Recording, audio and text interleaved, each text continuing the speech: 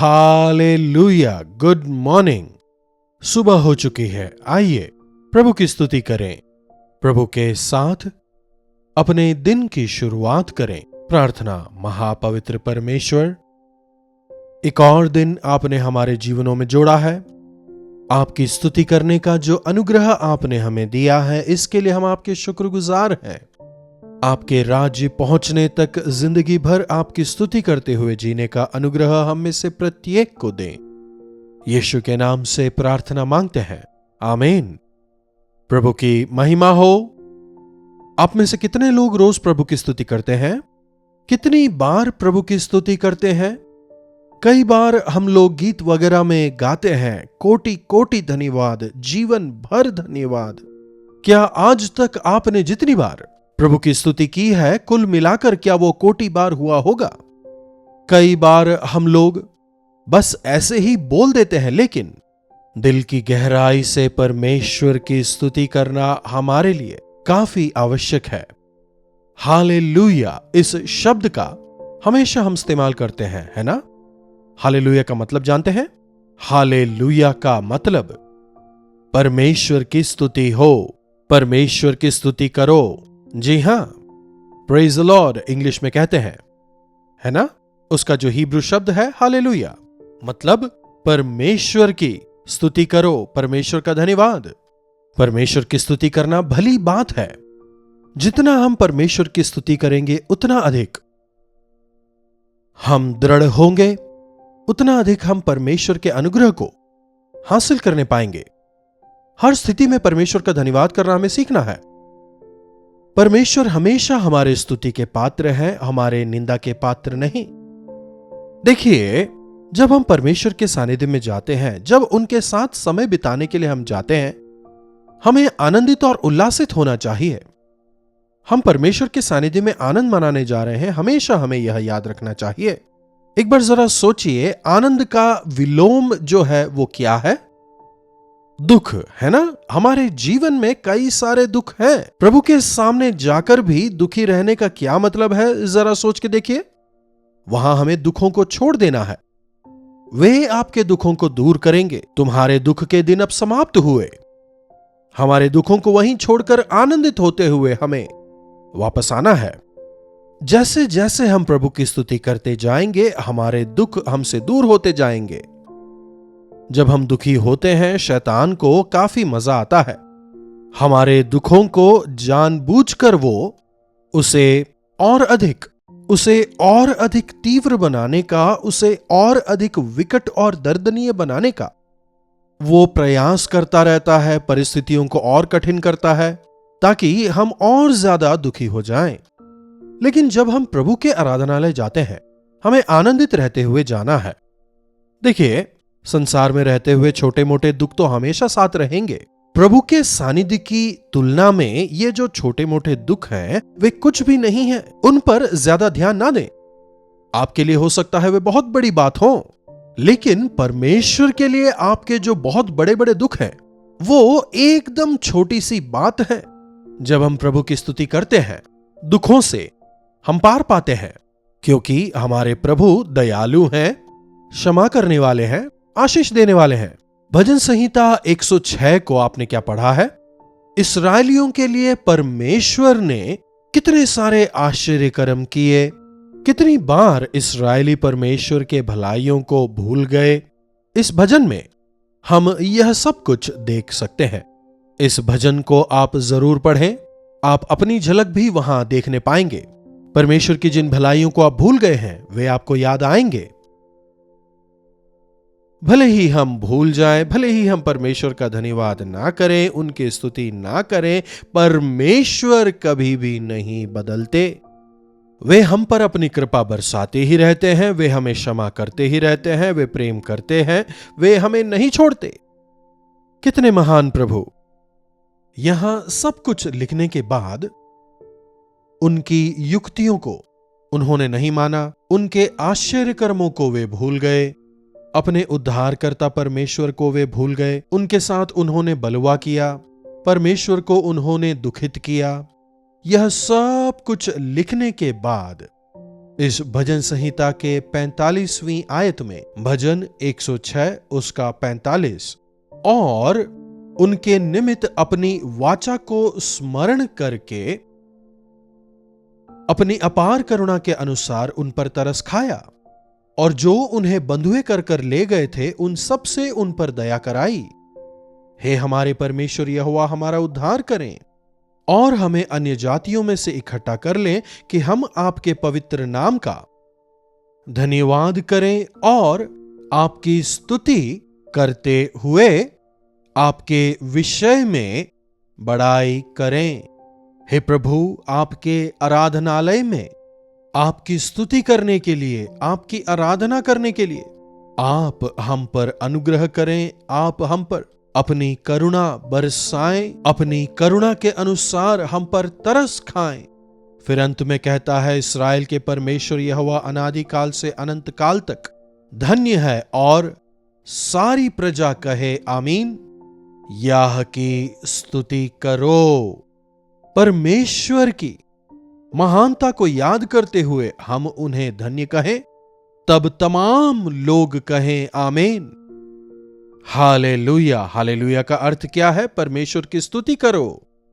Hallelujah. आमीन और hallelujah इन दोनों शब्दों का हम काफी इस्तेमाल करते हैं, लेकिन कई लोग इसे समझते नहीं हैं, निरर्थक ही इस्तेमाल करते हैं। कुछ लोग इस्तेमाल ही नहीं करते। यीशु मसीह के नाम से मांगते हैं, जैसे ही हम यह सुनते हैं स्वतः ही हमारे मुंह से यह निकलना चाहिए, क्या? आमीन। मतलब ऐसा ही हो। आमीन का मतलब तो आप सभी जानते हैं ना? आमीन मतलब ऐसा ही हो, ऐसा ही होने पाए।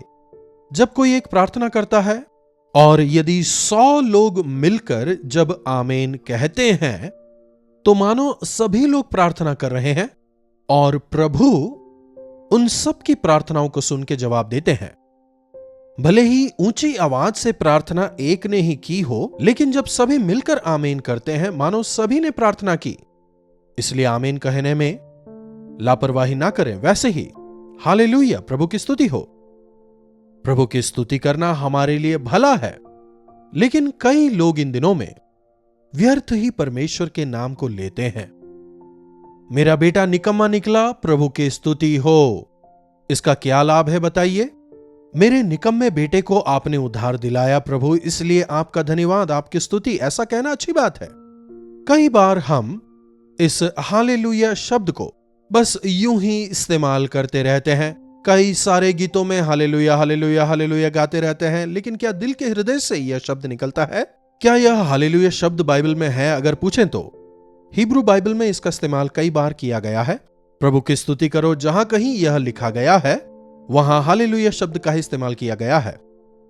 और हमारी हिंदी बाइबल में भी इसका उपयोग काफी स्पष्टता से एक जगह किया गया है। देखिए, प्रकाशित वाक्य उसका 19वां अध्याय पहली आयत। प्रकाशित वाक्य 19वां अध्याय उसकी पहली आयत से पढ़ रहा हूं। देखिए, इसके बाद मैंने स्वर्ग में मानो एक बड़ी भीड़ को ऊंचे शब्द से यह कहते सुना कि हालेलुया। हालेलुया मतलब परमेश्वर की स्तुति हो। उद्धार, महिमा और सामर्थ हमारे परमेश्वर ही की है, क्योंकि उनके निर्णय सच्चे और ठीक हैं। यहां पर हम देख सकते हैं कि कितनी सारी विभिन्न बातों के लिए, अच्छाइयों के लिए, भलाई के लिए, समय समय पर उनके प्रावधानों के लिए, उनके छुटकारे के लिए हम हालेलुया कह सकते हैं, प्रभु की स्तुति कर सकते हैं। आदि कलीसिया में एक दूसरे का अभिनंदन हालेलुया कहकर किया करते थे। आज भी कुछ लोग हालेलुया कहते हैं, कुछ लोग प्रेज लॉर्ड कहते हैं। जी हां, यकीनन हम जब परमेश्वर के अन्य संतानों से मिलते हैं, अन्य विश्वासियों से जब हम मिलते हैं, उनका अभिनंदन करने हम हालेलुया कहते हैं, प्रेज द लॉर्ड कहते हैं। लेकिन कितने लोग हमारे मिलने की वजह से परमेश्वर के नाम को महिमा मिले, प्रभु को धन्यवाद, कितने लोग वाकई में ऐसा कहने पाते हैं? अगर आज हम जीवित हैं तो इसके लिए प्रभु आपका धन्यवाद। हालेलुया। क्या आप कहते हैं? उनकी हर एक भलाई को, हर एक अच्छाई को याद करके हालेलुया हालेलुया हालेलुया कहने में कोई गलती नहीं है, लेकिन निरर्थक तौर पर बिना सोचे समझे हालेलुया आमीन शब्दों का इस्तेमाल ना करें।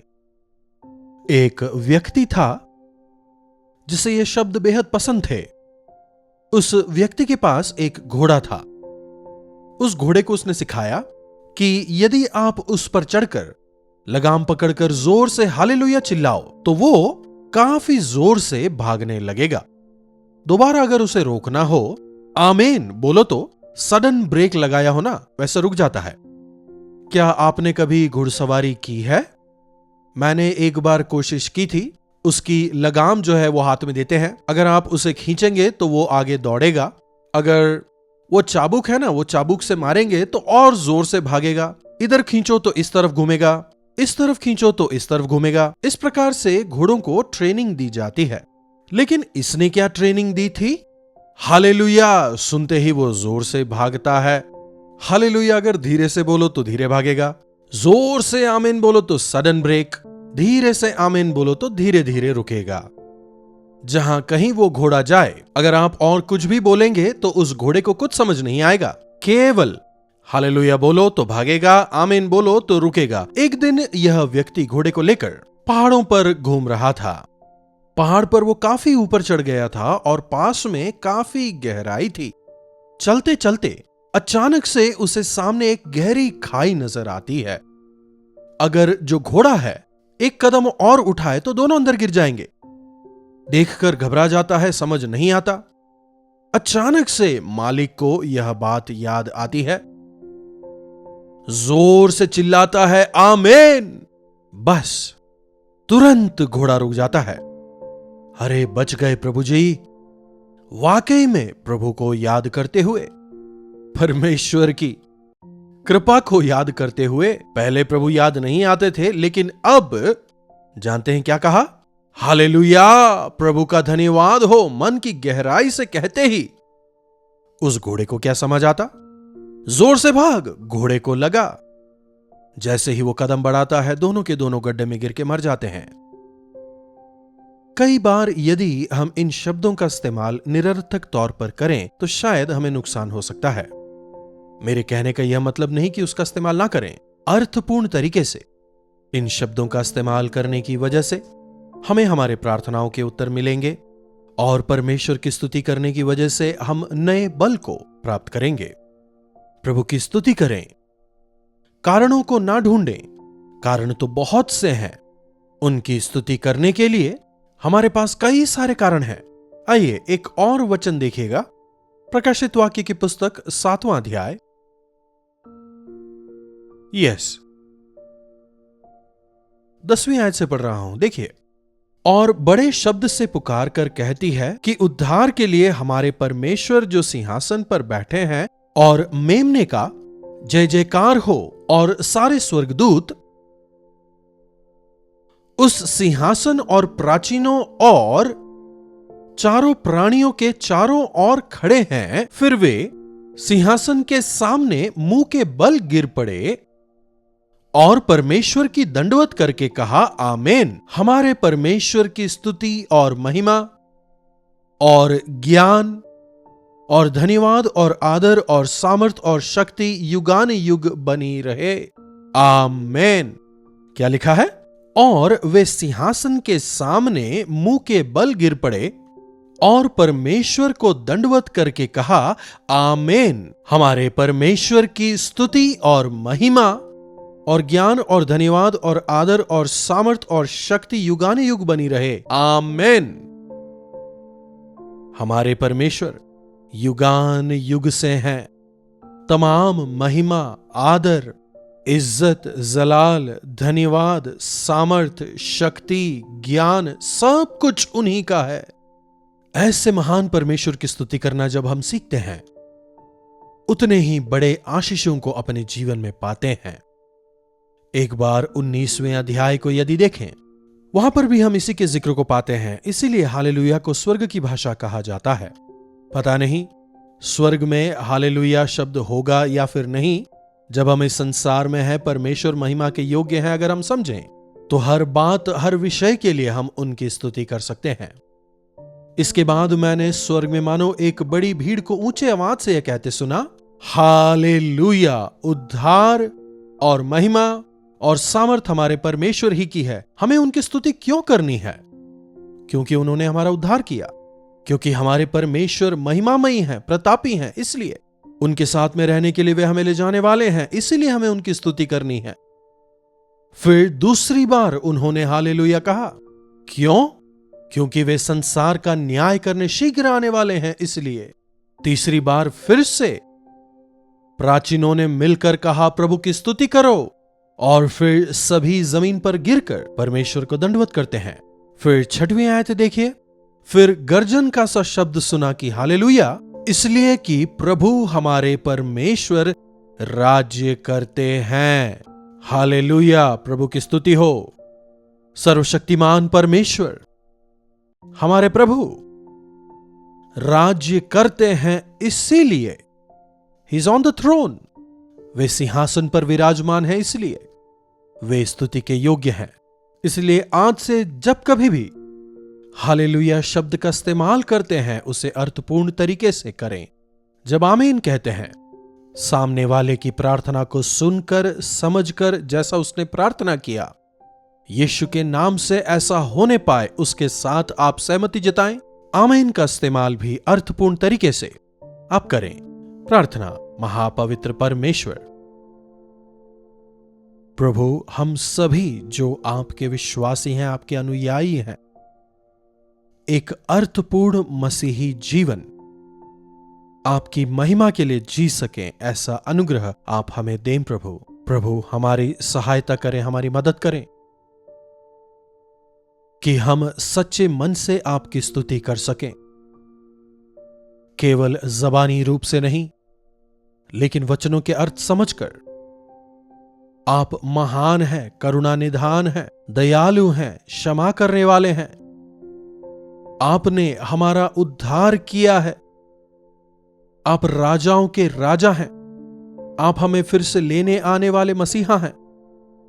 इन बातों को जानकर, समझते हुए, दिल की गहराई से, सच्चाई से हालेलुया कहते हुए, सच्चे मन से आपकी स्तुति आराधना करने का अनुग्रह आप हमें दें प्रभु। प्रार्थना यीशु के नाम से मांगते हैं, आमीन। अब हमारे पिता परमेश्वर का प्रेम, प्रभु यीशु मसीह का अनुग्रह, पवित्र आत्मा की संगति और सहभागिता हम में से प्रत्येक के साथ आज, कल और सर्वदा बनी रहे, आमीन। प्रभु की महिमा हो। अपने प्रार्थना विषयों को आप हमें 9884907779 पर व्हाट्सएप या फिर वॉइस मैसेज द्वारा भेजें। हम अवश्य आपके साथ मिलकर आपके लिए प्रार्थना करेंगे। प्रभु चमत्कार करेंगे। प्रभु आप सबों को आशीष दें। कल्वरी दर्शन, ये है प्रेम के दर्शन, यीशु प्रेम के दर्शन।